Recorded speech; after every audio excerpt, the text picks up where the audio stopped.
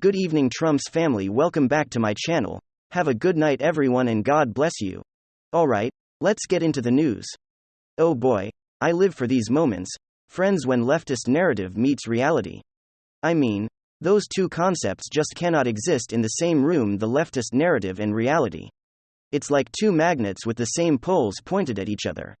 They just repel. They're not meant to be together. It's not a match made in heaven. Let's just say that. And boy oh boy is this leftist narrative falling apart. You know, it was just at dinner the other night with some friends, and I usually try my hardest to avoid politics at the dinner table. And really, even in this case, I didn't go too deep into it. But the conversation did steer a little bit towards politics at one point. I think at one point I mentioned that the state of Florida does a pretty good job in education. For the most part, on many websites and lists for higher education rankings. Florida is actually number 1 in the country. Florida remains number 1 in U.S. News and World Report rankings for higher education. Florida ranks number 1 in nation for parent involvement in education. 2022 and AEP results show benefits of keeping kids in school and Florida's unwavering commitment to closing achievement gaps. Florida's highest and AEP rankings in state history include 4th grade students scoring top 4 in both reading and math. This is all very recent, but people seem to have this notion in their head of crazy Florida man, or Florida being this land of crazy uneducated hicks and people who drive way too fast on the interstate. I mean, people do drive too fast. But anyways, bad example. It's not this crazy meth psychosis, Hicklin, that people perceive it as. Good people have this perception of the state of Florida. I'm getting a little bit off track here. I was making the point that Florida does a pretty good job in education. Actually, they're rising, especially since after the coup. And a friend at the dinner table responded with the typical Florida man bad tropes and then went on to question, didn't Ron DeSantis, his government in Florida, ban To Kill a Mockingbird? Are they banning a bunch of books? And that right there shocked me, because it shows the perception, it shows the propaganda on DeSantis. Never burned To Kill a Mockingbird. Leftist woke social justice warriors in leftist states banned To Kill a Mockingbird because of, I don't know, racism or something. But people have been brainwashed, people are susceptible and have fallen for the propaganda, for the leftist narrative. And they don't know the truth. But when the leftist narrative meets the truth, it's a very fast-moving object that meets a massively thick concrete wall, and splat is almost always the result. And boy is the leftist narrative about the state of Florida and Ron DeSantis. Banning books and banning curriculums, banning Black history, splatting and splitting hard. Let me show you guys exactly what I mean. Let's roll the tape. Alright folks. So we obviously know the narrative. Ron DeSantis is banning books. He's trying to ban the teaching of African American history. That, of course, is the narrative. He's a fascist who's trying to ban history from being taught. He's trying to whitewash the school curriculum. Completely ridiculous. But that Democrat narrative is so trash that I'm not even the one has to debunk it. The Democrat narrative is being swatted out of the air by a Democrat. And since we're talking about identity politics here, let's add some extra context that race-baiting narrative is being debunked by a Black Democrat. Black Florida Democrat sides with Ron DeSantis on AP African American History course. Quote, I think it's trash. Leon County Commissioner Bill Proctor, an African American Democrat, has sided with Florida Governor Ron DeSantis over the governor's decision to block a woke AP African American Studies course from being taught in the state that was being developed by the College Board. I think it's trash. Proctor said there was a grave concern about the tone and the tenor of leadership's voice from the highest spaces in our state being hostile to teaching of African American history. Well, frankly, I'm against the College Board's curriculum. I think it's trash. It's not African American history. It's ideology. Proctor continue.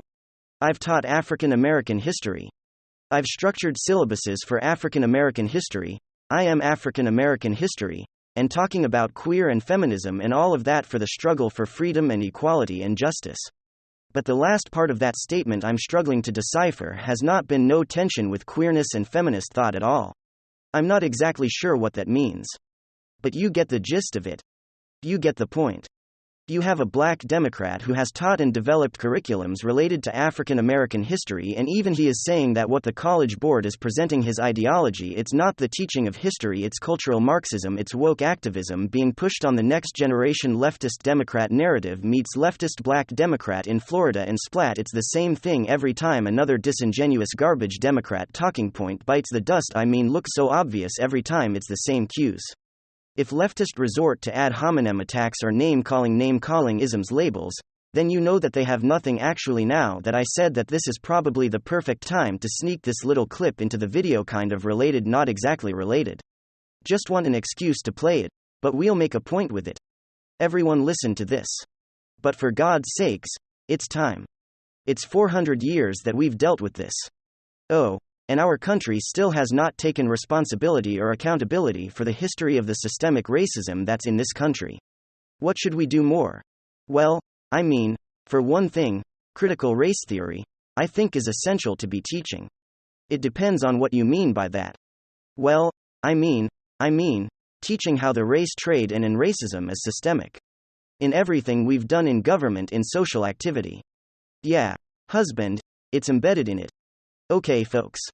There's Hollywood leftist Bryan Cranston, a good little Democrat, showing just how vapid these Democrat activist talking points really are. Yeah, you got to. Bryan figured out the world's problems and how to solve them. We're gonna solve racism by teaching a fancy quasi-communist cultural Marxist legal theory to 5-year-olds. Oh, it's genius. What he said was a whole bunch of nothing more. Systemic racism. We need CRT because most systemic racism. What exactly is systemic racism? Well, don't ask me that question. That's racist. I don't get what these lefties are saying half the time. Please make a coherent argument. All it is all the time is labels, race baiting, identity politics. Ron DeSantis is banning African American studies. As he please provide an example that's racist? CRT is woke ideology, cultural Marxism masked as teaching black history. You must be a white supremacist working to reinforce myths, systemic racisms. Please make a coherent point. Of course, it will never happen because there is no coherent point. Ron DeSantis made it very clear. He's not banning African American studies, he wants African American studies taught, but he doesn't want African American studies being used as a vessel to teach woke ideology like defunding the police, or queer theory, or intersectionality. As usual, there is no more dishonest, ignorant, or confused group of people as these elitist left droids. I guess in conclusion, it's pretty simple. Their ideas suck. And so we probably shouldn't be teaching their ideas to our children. And how do we know that their ideas suck? Because if their ideas were good, they probably wouldn't have to constantly lie and use propaganda and dishonest techniques and tactics to convince us that their ideas are actually genius, and they're going to save the planet. I mean, it's gone from critical race theory doesn't actually exist and isn't really being taught to now critical race theory is going to end racism and somehow wanting to protect kids. From queer theory means you're an evil racist, fascist dictator who's trying to ban Democrats. Your ideas suck so much that even Democrats are going on the record saying, quote, I think it's trash. Grab your cultural Marxism and take a hike. I heard there's a lot of hills back in California. And next news, Don Lemon is on his way out. Whether it's next week or next month or 5, 6 months from now, he yelled at a co-host apparently, which wouldn't have made news unless the network wanted to slowly take him out of his current spot, which is not doing well. He used to be primetime. He used to have a primetime segment that endlessly obsessed over Trump and served as the Democratic Party's public relations executive. It's essentially what he said when he was along with Andrew Cuomo and Brian Stelter, who are no longer there, and some others who are no longer there. Now, this is not really news. New York Post Don Lemon screamed at CNN this morning. Co-host left crew rattled. MSNCNS Don Lemon screamed that morning show co-host. This is not news. This happens when they want to replace the talent or the host or the personality at CNN. We saw this with Andrew Cuomo and his brother Andrew. No, sorry. We saw this with Chris Cuomo. Sorry, Chris Cuomo, while his brother Andrew Cuomo was getting kicked out of being governor of New York. So he was America's governor. Then he was removed essentially. And then Chris Cuomo was actually using his post, using it so sorted, helping his brother out at CNN, allegedly. And then Chris Cuomo was forced out. Brian Stelter eventually, of course, was forced out. These are the people who pontificate about trust in media. And all they did was spread deceitful, false, not misleading false allegations about Trump. They spread doubt, suspicion, emotions that would make you question or dislike Donald Trump. Now, a rebuttal could be, well, everything he does makes me want to dislike Trump. Yeah, but what if CNN treated Biden the way they treated Trump? His approval rating would be in the high 20s. And that's not hyperbole. Biden's approval rating would be in the low 30s. High 20s. If CNN, MSNBC, The New Yorker, The Times, Washington Post, Rolling Stone, Vanity Fair, Esquire, all of these publications, all of his cable stations work in unison. They say the same thing all the time about Trump, the same thing all the time about Democrats. Democrats are good, and they're just, and they're immoral. And Trump and anyone who votes for Trump and is a horrible human being should never have been born. But he yelled at a co-host. And this is news. Now it's news because CNN is eventually making changes. He had a primetime show. That didn't work out. I mean, it worked for a while. He's made likely tens of millions of dollars, Don Lemon. So he's not going to be worried if and when they get rid of them. But you have to ask yourself, what good is it? See, when I do my videos, and I give you my thoughts. I'm not making a moral condemnation of Democrats or of Hunter of Joe, I'm just saying that they committed crimes. The economy stinks. Foreign policy is a catastrophe. There's like a hot air balloon. Right above. I'll give you that's another story. Okay.